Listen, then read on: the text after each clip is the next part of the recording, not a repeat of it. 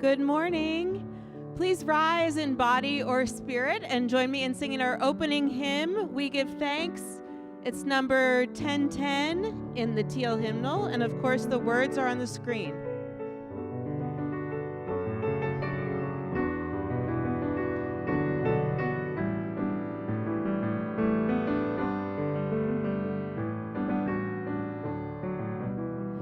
Oh, we give thanks for this precious day, for all gathered here and thus far away, for this time we share with love and care. Oh, we give thanks for this precious day.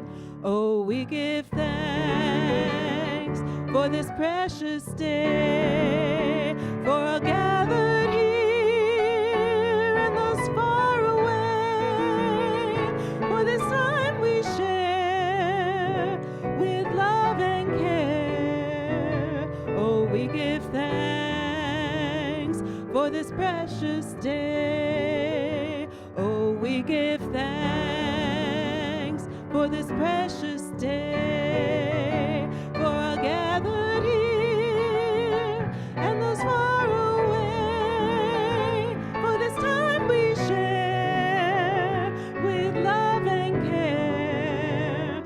Oh, we give thanks for this precious day. Please be seated.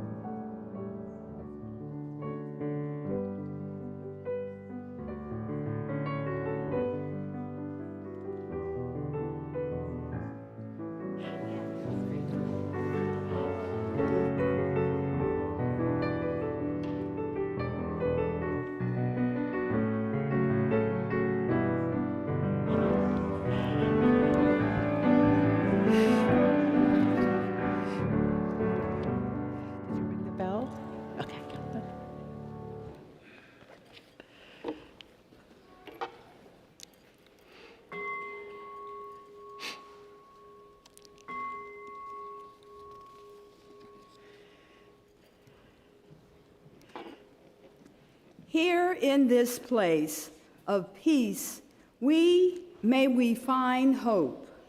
Here in this place of connection, may we find life-giving community.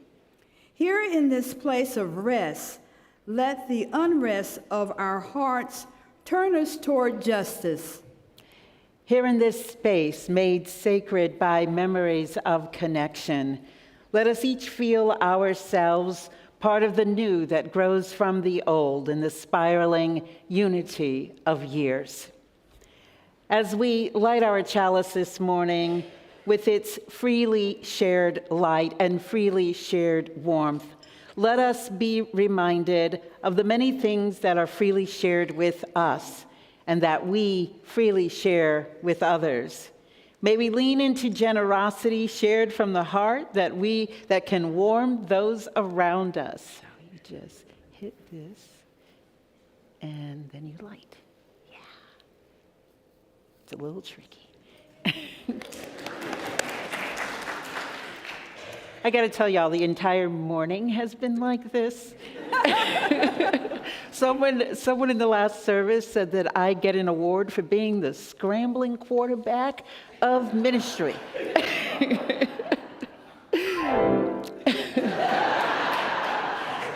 Score. Okay. Anyway, last night we celebrated with the LGBTQ Center of Durham Transgender Day of Remembrance. I learned that actually all of November is Transgender Awareness Month, which I actually had not known. There is always more to learn. Transgender Awareness Month is a time of celebrating the courage, individuality, and identities of trans, non-binary, and gender non-conforming people. The month culminates tomorrow on November 20th with Transgender Day of Remembrance, or TDOR, which is what we celebrated here on Saturday evening. It's a day to remember those who are gone, but also a day to celebrate the resilience of a community that continually advocates for the human rights of all trans and non-binary individuals. And we know that when the rights of some are expanded, the rights of us all are expanded. And when the rights and light of some are diminished, something is diminished in us all as well. And so today we light a special candle this morning to honor trans and non-binary lives lost and to honor the light and the lives that are still gloriously here. May we continue to be here as their allies, their accomplices, and in offering beloved community and sanctuary to the trans and gender nonconforming children, youth, adults, families, staff members who are here, right now at ERUUF, and all of those in the world beyond our walls who are in need of the sanctuary that we offer. May it be so, my friends. So welcome to the Eno River Unitarian Universalist Fellowship, or ERUUF, as we like to say. My name is Reverend Jacqueline Brett. I'm the lead minister here, and whoever you are, wherever you come from, whatever your race, your gender identities, whomever you love, and wherever you are on your spiritual journey or in your search for truth and meaning, know that you are welcome here in beloved community. If you are visiting with us for the first or perhaps even the second time, I invite you to rise in body or spirit so that we might give you an ERUUF welcome. Come on up.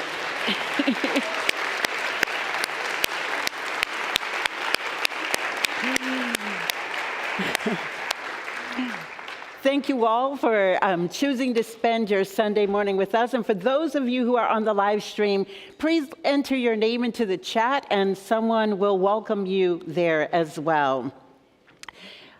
This is a wonderful and beautiful fall morning, and for those of you who are visiting, we are so glad that you've chosen to do that here today. And if you choose to come back on a subsequent Sunday at 10 o'clock, right before this service, there is a program called Inquirers for Visitors and Newcomers. It takes place in the building next door. It's a series of 8 classes that and each one tells you something else about who we are as a congregation, and you get to share who you are as well. I see a multitude of people still coming in, so if you're sitting on the edges of an aisle, if you would scooch in so we can make some room and share the space. There's some space right up here down front if someone would like to sit. There's space in this row over here and over here. Yes, there is room for all. We are so pleased to welcome today our guest musicians, Dr. Bill Adams, who we all know is a member here of ERUUF, is here with the Triangle Vocal Project. Yes, and boy, do they sound wonderful. They are here to offer music during the service, and at 4 p.m., they will be offering a benefit concert, which is on behalf of, tell me, Sisters Voices, which is a youth choir based out of Chapel Hill. So come on in at 4 o'clock, and you'll get to hear even more music from them this afternoon. As many of you know, this is November is our month of giving for justice, and our justice ministry chose unanimously to give to You Can Vote. And Kate Feldman, the executive director of You Can Vote, is here with us once again, and she's going to share some about that organization. Kate? Thank you so much, ERUUF. I'm so grateful to all of your support and allowing us to be here, and for all of our volunteers and friends that are in this congregation. It's no secret that North Carolina voting rights are under attack, and You Can Vote was created 10 years ago to combat voter suppression by helping North Carolinians cast their ballot, especially those who have been targeted for voter suppression. And we were built for this moment. Our founding in 2014 after the Shelby versus Holder decision to overturn Section 5 of the Voting Rights Act, that was a gut punch to a lot of folks who were helping a lot of voters, especially our communities of color and our young people. But I have so much gratitude for those who came before us and inspired us to continue on and meet that moment. Folks who put their bodies and their lives on the line in the 60s to register voters in the South. And knowing that they made a way when there was no way, I knew that we could come together as a community, as an estate, to support and move through this moment together and fight and demand and support people in their right to vote. I am so grateful for this congregation and the community of Durham that believed that this was possible.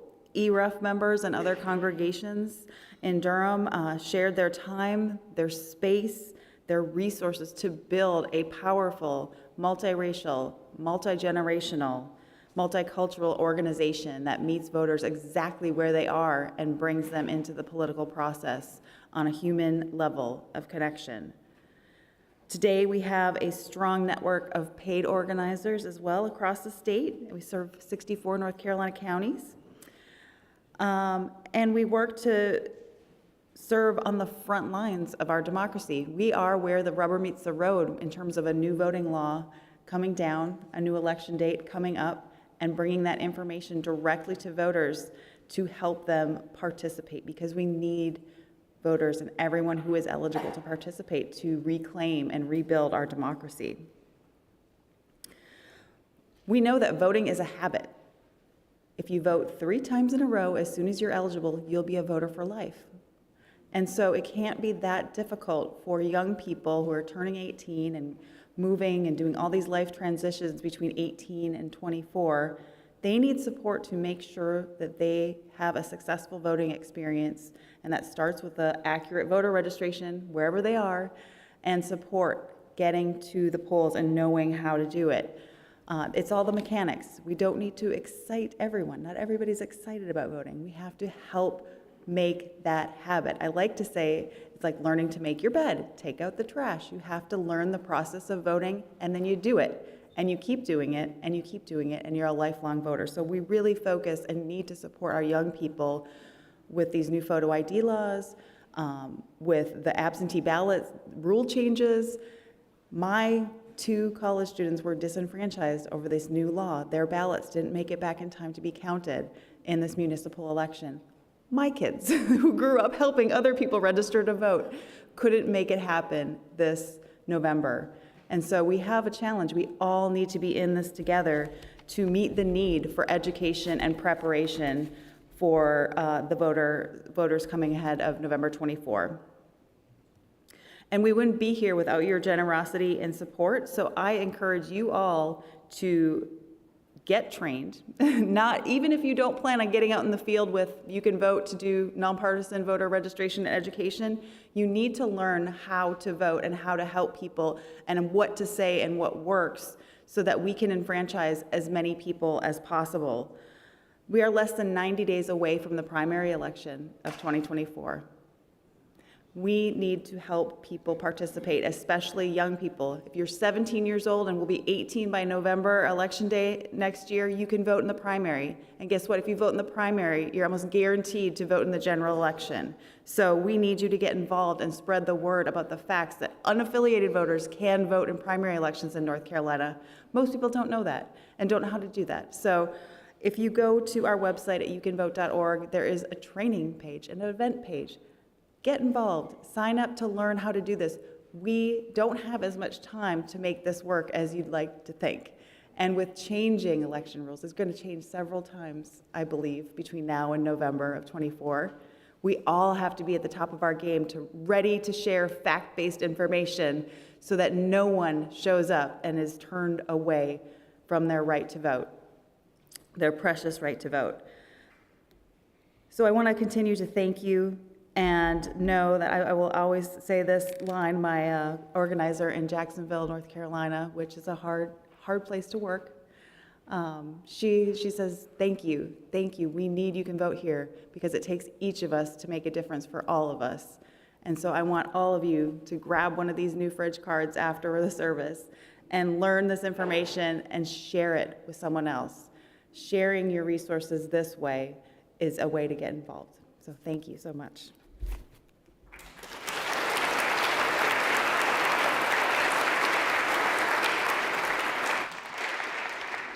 I just wanted to let you all know, in case you don't know, ERUUF is an early voting site for the primary. So just keep that in mind as well.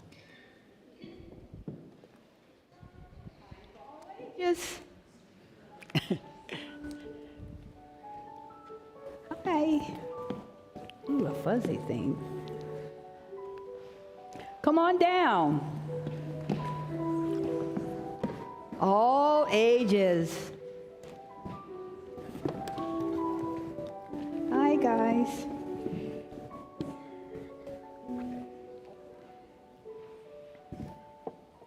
I'm Jaye Vaughn. Today I'm going to read a story to you. It's called Thank You, Omu by Oge Mora. On the corner of First Street and Long Street, on the very top floor, Omu was cooking a thick red stew in a big fat pot for a nice evening meal.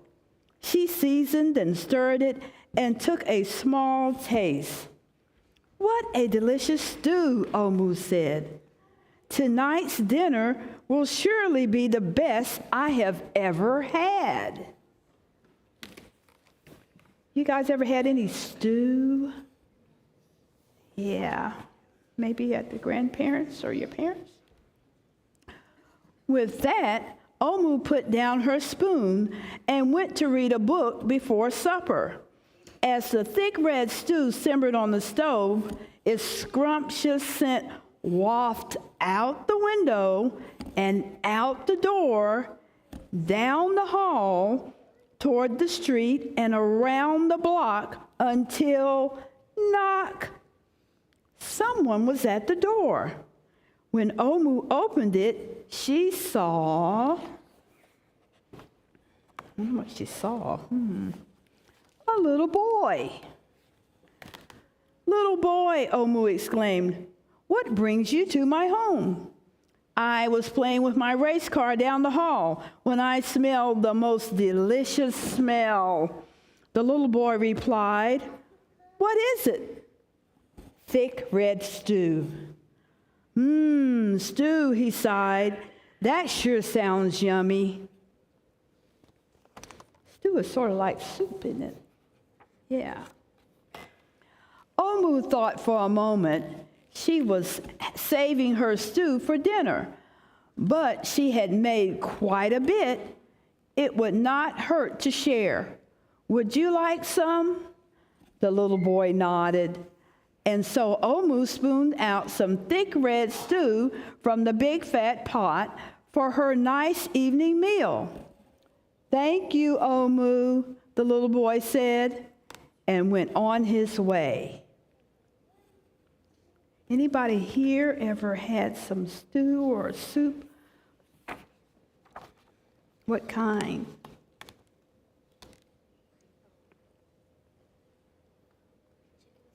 Chicken stew.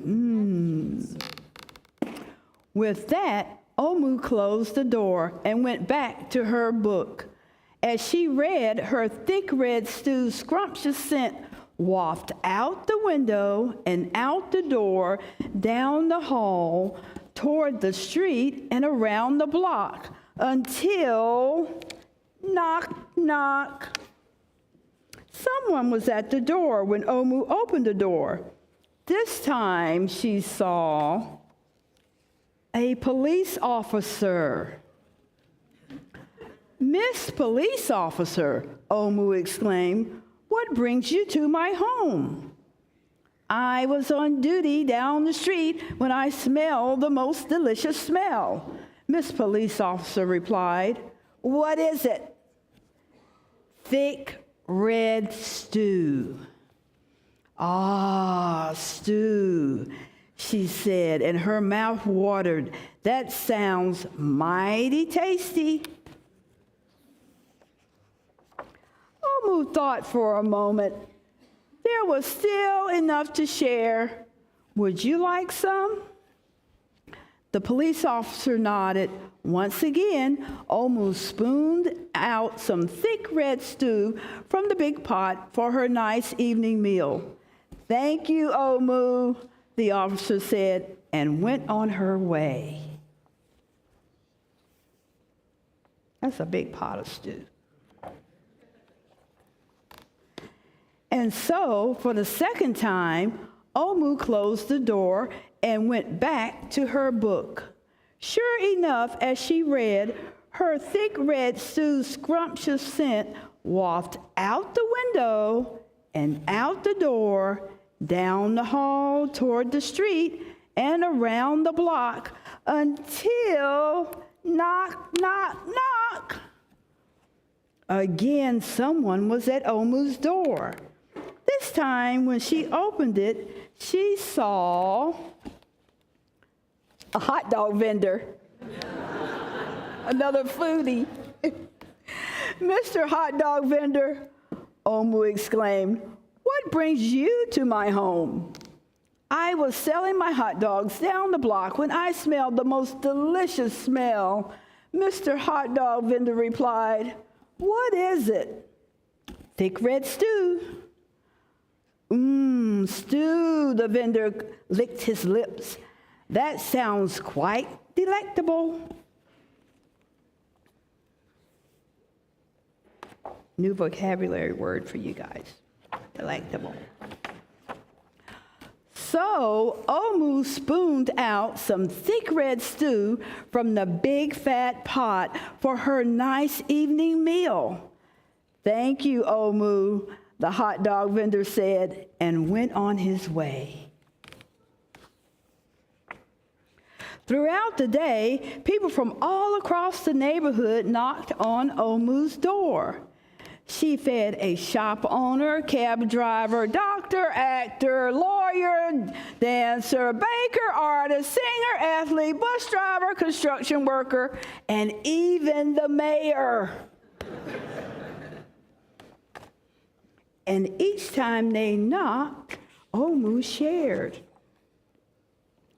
Soon the sky darkened, the street lights brightened, and it was finally time for dinner. But when Omu opened her big fat pot of thick red stew for her nice evening meal, what do you think happened? It was empty. Omu sniffled. There goes the best dinner I ever had. Sorry, and blue. She sat at the table with her empty pot until knock, knock, knock, knock, knock. Who could that be, Omu wondered. When she opened her door, she saw, look at all the people. The little boy, the police officer, the hot dog vendor, the shop owner, the cab driver, the doctor, the actor, the lawyer, the dancer, the baker, and everyone she fed that day. I'm sorry, everyone, Omu sighed. My thick red stew is all gone. I have nothing left to share. The little boy tugged at Omu's sleeve. Don't worry, Omu. We are not here to ask. We are here to give.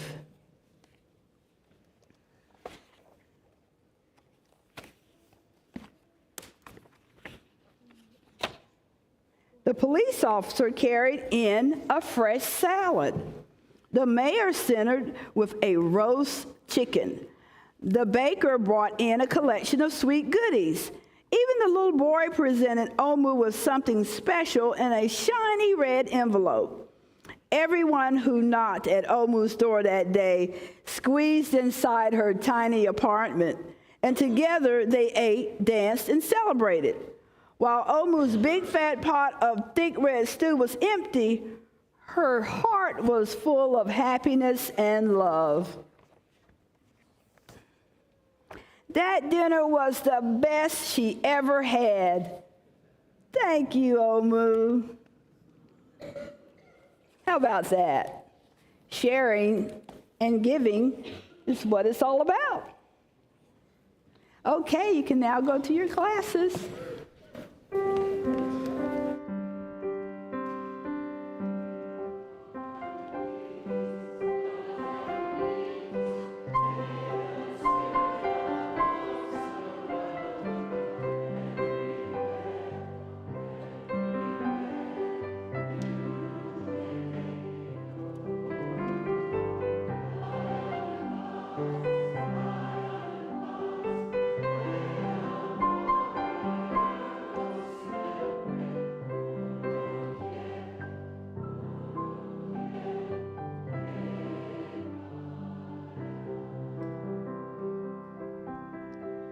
Please rise in body or spirit and join me in our next hymn, which is When I Am Frightened, number 1012 in your teal hymnal.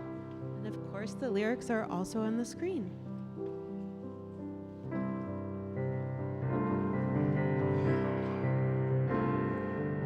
When I am frightened, will you reassure me? When I'm uncertain, will you hold my hand? Will you be strong for me? Sing to me quietly. Will you share some of your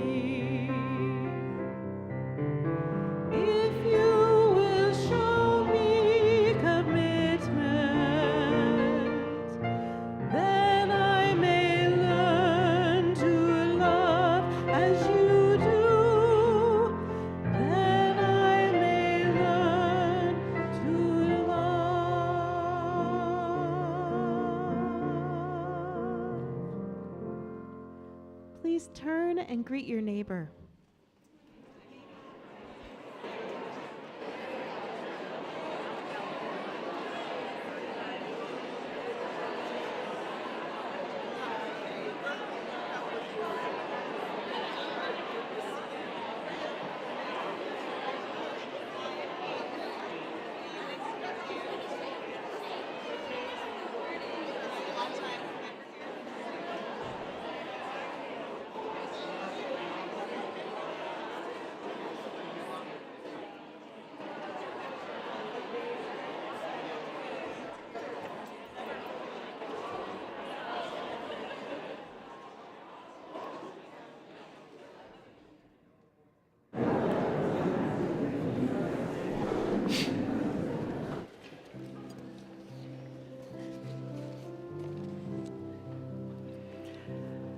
So I invite you to join me for a moment of centering, prayer, and blessing. And some of the words that I offered last night, inspired and adapted from colleagues L. Annie Forster, Anna Galladay, and trans, two-spirited, and non-binary beloveds at the organization Infleshed.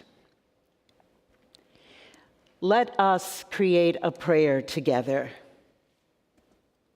At the center of this gathered community dwells the sacred. We are the prayer, each and all. One by one, we come to this place whole and broken, commencing and concluding, laughing and weeping, and soul by soul, spirit by spirit, our prayer begins, our words of spoken meditation begin. Spirit of life and love, where we meet is a sacred space.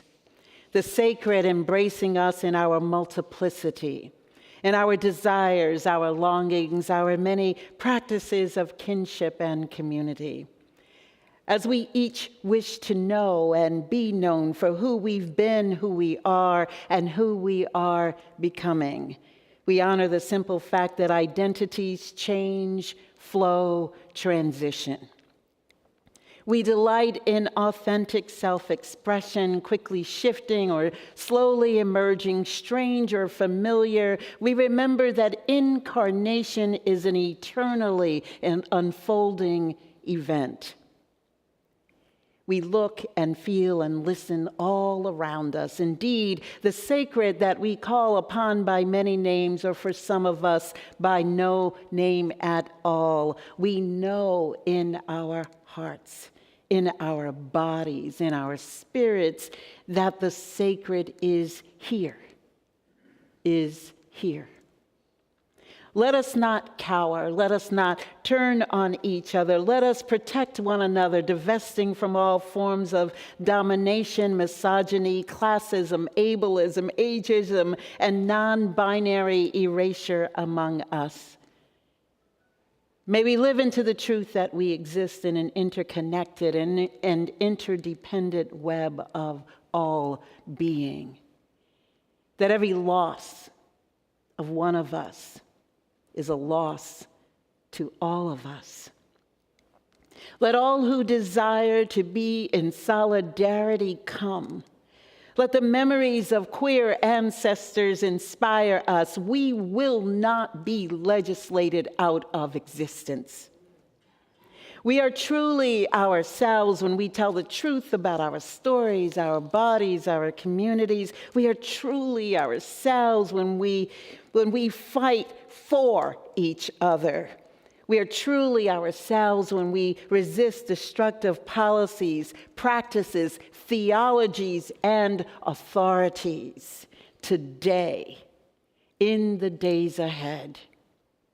Spirit of life and love, where we meet is a sacred space, and we are inspired and spirited by one another's presence. At the center of this gathered community dwells the sacred. We are the prayer, one and all.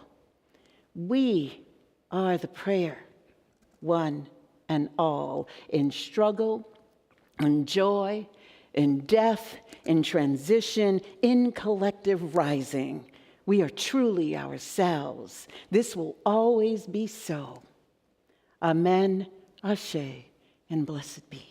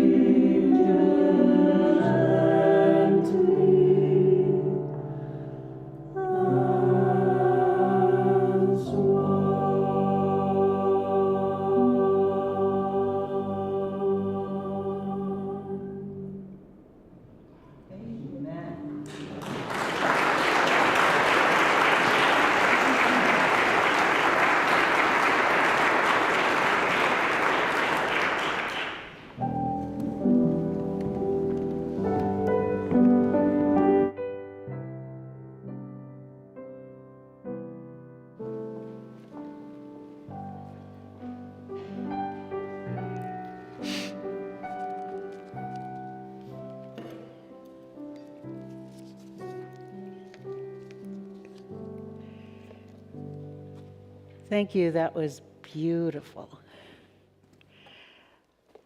I don't know how many of you are aware that this book sits out on the podium outside of the sanctuary, and it's a book in which you can list your joys and concerns that you would like to be read from the pulpit, which we will do every Sunday. And I just wanted to include one that was not in the prayer because I didn't realize it was here. And that is that Jennifer Staunton brings to us and asks us to hold in our hearts that John Brenton Staunton Jr., the eldest child of the W.V. Staunton family, passed away in October. And she asks that we hold this member of her family in our hearts.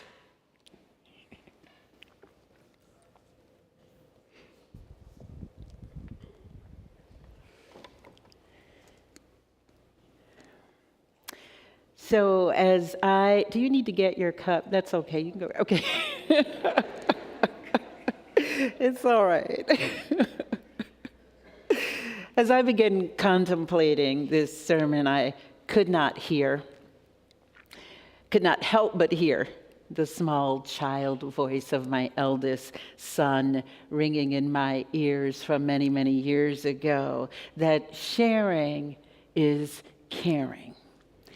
As I believe he was in the act of cajoling his brother, or perhaps it was a friend, to share a toy he wanted to play with. And also, he would, in all honesty, sometimes give a toy and say the same thing. The phrase surprised me, though, because though I had taught my children to share, I had not taught them that particular phrase. I discovered he learned it at school. Sharing is one of those values that many of us very much desire to instill in our children early on. And this is no surprise, as it keeps the peace, especially when you have more than one child. In fact, when his brother was in tears one day because that same sharing is caring child of mine had not shared, and I asked him why, he said with some remorse as he watched his crying brother that he had not shared because he had been thinking only of his own comfort. Yeah, I know. I admit that I had not expected that response. And after I took one of those kind of neutral-faced, grown-up pauses, I asked him what might happen when we are only considering our own comfort. And as he eyed his teary-eyed brother, he reasoned for himself that other people might become sad. And thus, sharing is caring became quite real for him, and not just a phrase said during circle time in kindergarten. The opposite of sharing are qualities like ungenerous, egotistic, egocentric, self-serving, self-seeking, inconsiderate, selfish, stingy, unkind, or narcissistic. We want to teach our children to share, I believe, because its opposite is not only these unappealing qualities, but sharing is also a gateway to developing children who are kind. And over time, we hope that they also learn to be generous. And for many of us, knowing that our children are adding to these qualities in the world rather than taking away from them is quite important to us as we live into our own values. But somewhere along the way, even for us, perhaps in the chances and changes of life, many of us lose our sense that sharing is caring, if we were ever taught it and lived it to begin with. We've been talking a lot this month about giving, generosity, and abundance. Sharing at first glance might seem to simply be another way of saying these other things. But sharing is actually quite distinct. Sharing more aptly describes the joint use of something.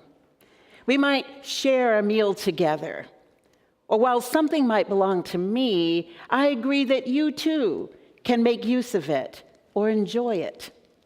Even in our digital world, Sharing means that we give others access to content that we own, whether it's a photograph or access to a document or file. And as we all know, sharing in the digital world becomes quite problematic really, really fast. But it's especially dynamic when we can share our resources because we have an adequate or abundant supply.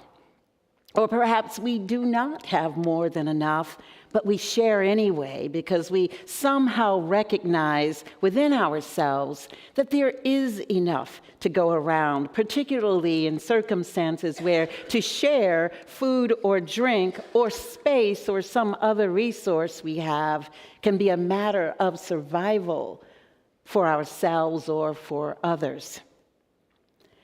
I have been wondering whether it's actually easier for us to give than to actually share. We can sometimes give something and easily continue on with our lives. The capacity for sharing is not only something that comes from within ourselves, that is cultivated along the way, perhaps from childhood, but what is especially valuable about sharing is that it requires some form of relationship with another person who we might know directly or through some other source we might have a common connection with. And while it is possible to share without knowing who we are sharing with, it is easiest to share with someone we have a connection with. And I believe by taking the time to be in relationship, and by that I mean every person involved, can become enriched through the mutuality of our sharing. Here at ERUUF, one of our resources available to us to share is our space. While acknowledging, and this is important to acknowledge, that it is also a significant income stream for us, there are times and groups for whom our capacity to share is of great benefit, not only to them, but to the communities they serve, and ultimately to us as well. We did such sharing last night with the LGBTQ Center of Durham, who, because of limited resources of their own, we made available to them the resource of this sanctuary in our fellowship hall as they in the community gathered to celebrate Transgender Day of Remembrance, both at ERUUF and live streamed online through our Life Events Facebook page. In relationship, Reverend Jim and I, along with our tech team members, John Fellheim and Michael Gilbert Singletary, and sound volunteer Crystal Don Burrows, shared our gifts and skills, and as we participated in this service, we felt that we had received much more than we had gave. And later, we, with the folks from the LGBTQ Center and the rest of the community from ERUUF and beyond who were present, later shared in mutual gratitude and conversation a wonderful dinner from Mediterranean Deli given by the gender care team at Duke Hospital. And we were also warm. And I mention that because last November I participated in Transgender Day of Remembrance at their invitation outside downtown, and it was freezing cold. And I said to them, because you know, one of the tenets of organizing is to always find out somebody's self-interest. I said to them, do y'all want to be out here in the cold? And I said, because there might be a reason that you're downtown, I get it. If they needed to be downtown for accessibility and because more of the community is there. I said, but do you want to be out here in the cold? Because I got a warm space for you if you're interested. And they said yes. And so they were here. And others mentioned last night the many times when the T-Door observance had taken place outdoors on freezing evenings in November. And while it was not freezing last night, it was nonetheless good to share in warm spaces together. We also share with Durham CAN, the Latino Congress, and Durham Congregations in Action in much the same way through sharing spaces, our spaces with groups who are working to effect direct and systemic change toward the well-being of those who are most marginalized, and our groups seeking to correct and help the needs of the people of Durham. And with imagination and in relationship, I wonder, and I want you to wonder as well, what other resources might we share here at ERUUF? And this said, sharing is also, I believe, an important gateway to giving. And neither of these are to be dismissed because both require something of us. The great 12th century Jewish sage and scholar Maimonides defined 8 levels of giving to others, each one higher than the one preceding it. On an ascending level, they are as follows. 8, when donations are given grudgingly. It's giving, it's just grudgingly.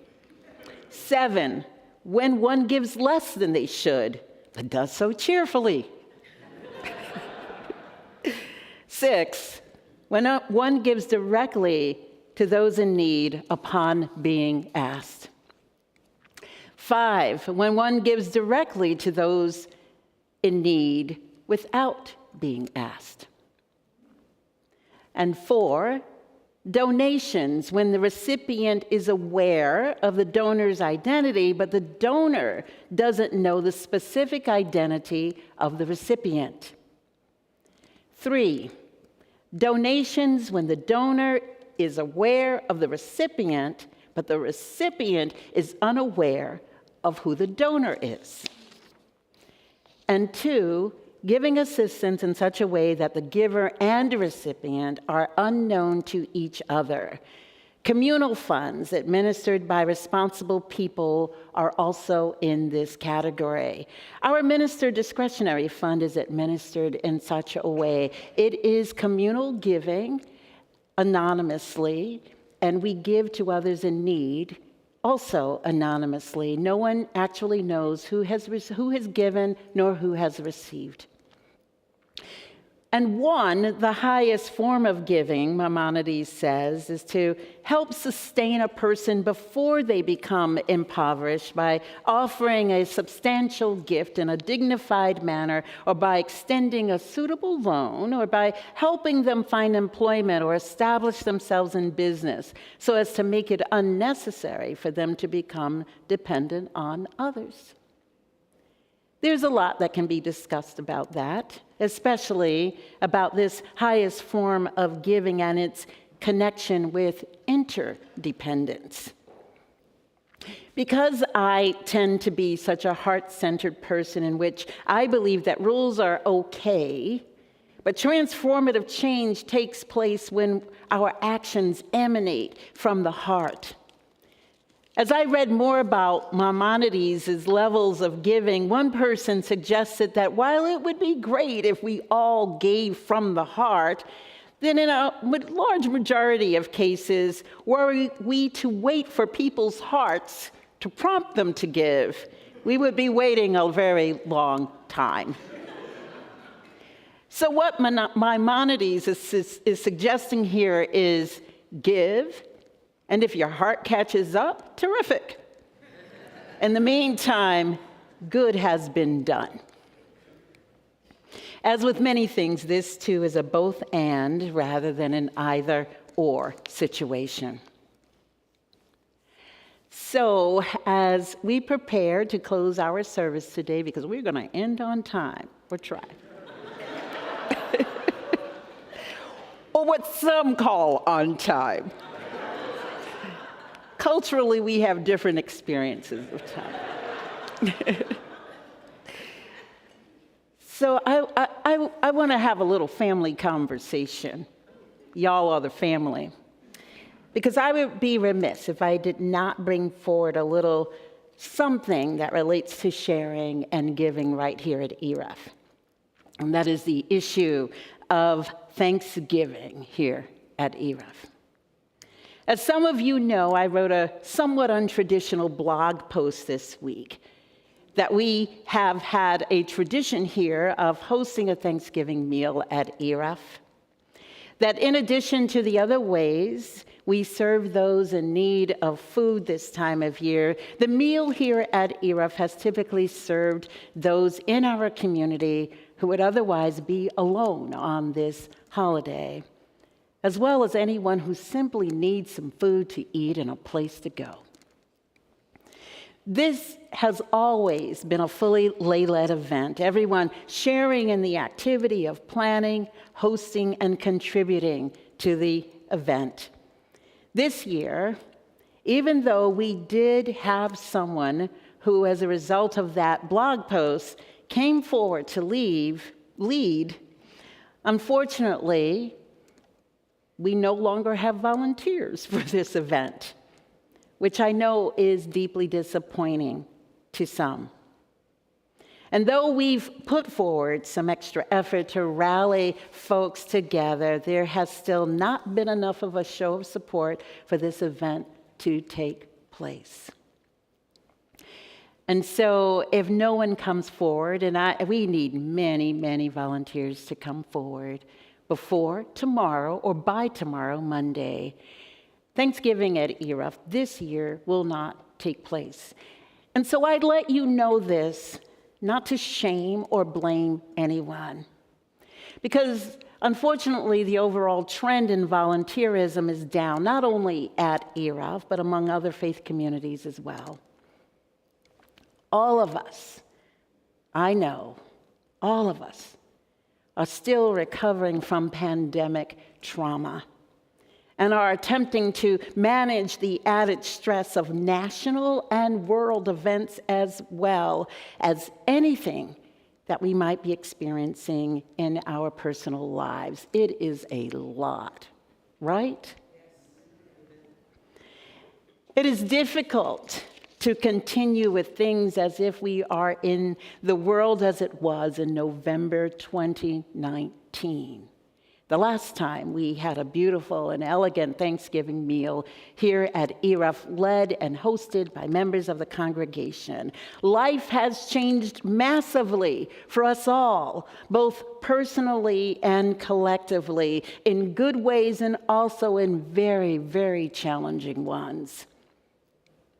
Perhaps one of the questions before us now is, what do we need to change about our expectations for our current time? Or how might we relearn what it means to be in community together, sharing and co-creating at ERUUF for these current times? It'll likely be different. But what might it mean for us to make sure that we can lean upon one another for friendship, sustenance, community, and care? Something to think about. So one of the things that we here on staff have been sharing in is rest, which is why I'm being a quarterback minister today, because the other ministers are resting today, with my blessing and gratitude that they are taking that time for themselves, and I won't be here next week.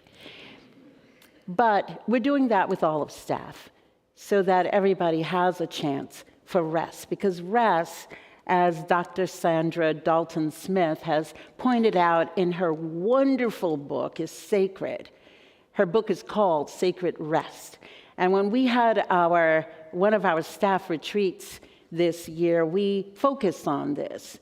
And Dr. Dalton-Smith points out 7 forms of rest: physical rest, mental rest, emotional rest, spiritual rest, social rest, sensory rest, and creative rest. And so what I want to propose to everyone here, no matter what you're doing this week, whether you're eating a meal or not eating a meal, why don't we all focus this week, at least some part of this week, with intention on rest, on taking care of ourselves. This is a very active and highly engaged congregation. We do a lot here at ERUUF, and we do a lot beyond the walls of at ERUUF. And I think that probably one of the messages that we're getting this year is that folks just want to rest. And so rest with my great blessing. Rest. May we all rest and be refreshed and fortified. And I will also say that somebody came to me after the service, the first service, and told me that if there is someone who needs a place for a meal, that they are willing to open the doors of their home and share that meal. So let me know, or let Alice Alexander know, and we will put you in touch with that person. And if anyone else here is willing to do the same, let us know. Amen, Ashe, and blessed be.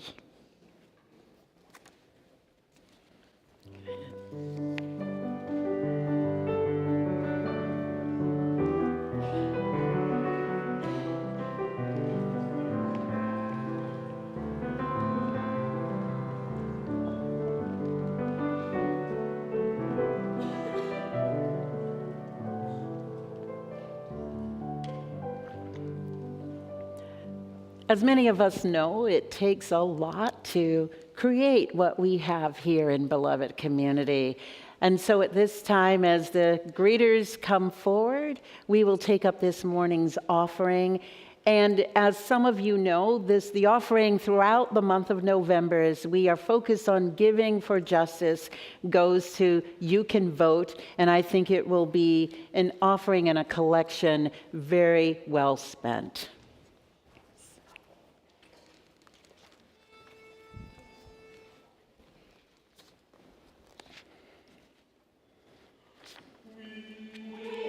We are more alike than we are unalike, my friends. More alike than we are unalike, my friends. I know the obvious differences in the human family. Then we are unalike, my friends. Some of us are serious, some thrive on comedy. Then we are unalike, my friends.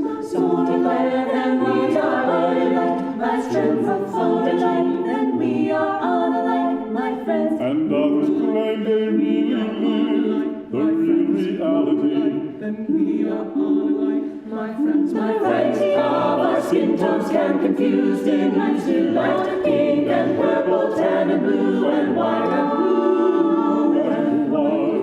Then we are unalike, my friends. More alike, we are unalike, my friends. I sailed upon the seven seas and stopped in every land. We are unalike, my friends. I've seen the wonders of the world, not yet one common land. We are unalike, my friends. More than thousand, we are more alike, like marriage and more alike, we are more alike. But I've not seen any two who really were the same. My friends, twins are different, though their features jive, and love is linked like different lines, side by side. These are these harmony, and love and Lord, and famous right, and ensures we seek success in fit and a born die in making minor ways we differ in measure. We hear the same in measure, we're the same. We are More alike than we are unalike, my friends. More alike than we are unalike, my friends. I note the obvious differences Unalike, my between each sort and type. and we are unalike, my friends. But we are more alike, my friends, than we are unalike. Then we are unalike, my friends.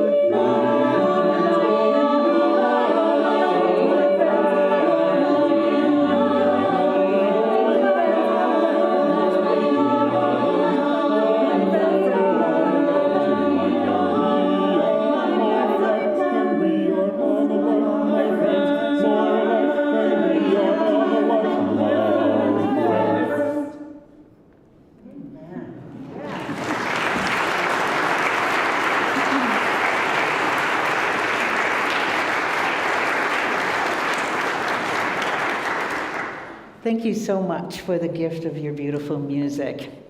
I'm always amazed by what voices can do when unaccompanied by any music, any instruments. And Maya Angelou blows me away. You know, I think later in her life, all she wrote were epic poems, and that is just another one. So anyway, we give thanks for all the gifts of our beloved community, and Wendy will now lead us in the final hymn. Please rise and body or spirit. Join me in singing When the Spirit Says Do. Number 1024 in the teal hymnal, and the words are on the screen.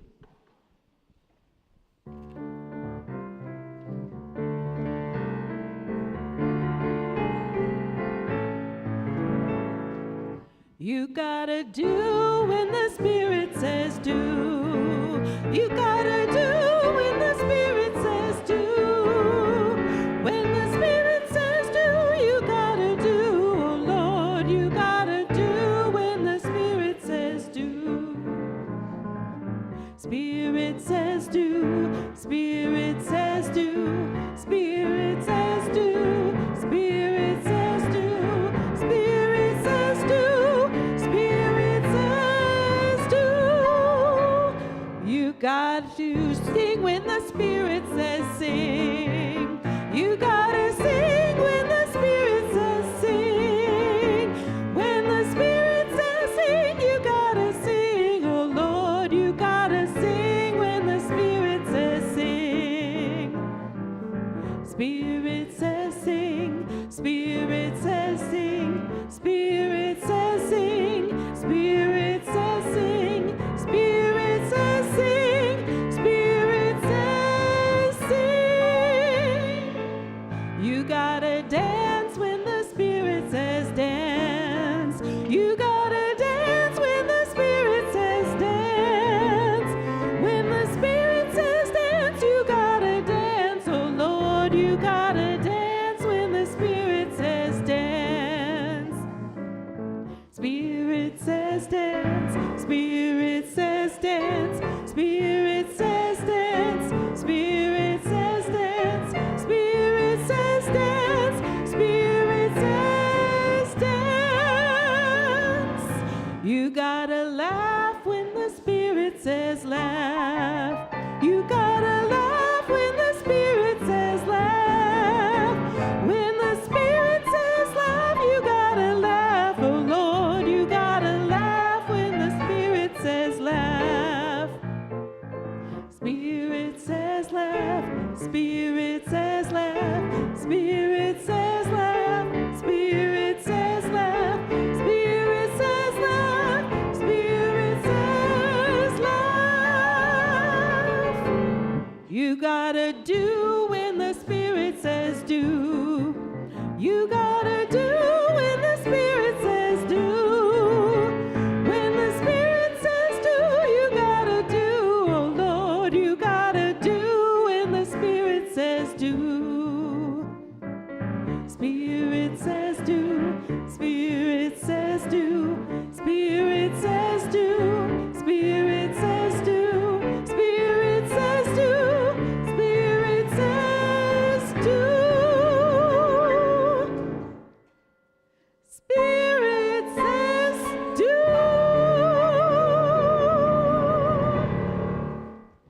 Yes, let's, yes. Please join me also in giving Triangle Vocal Project our show of our appreciation.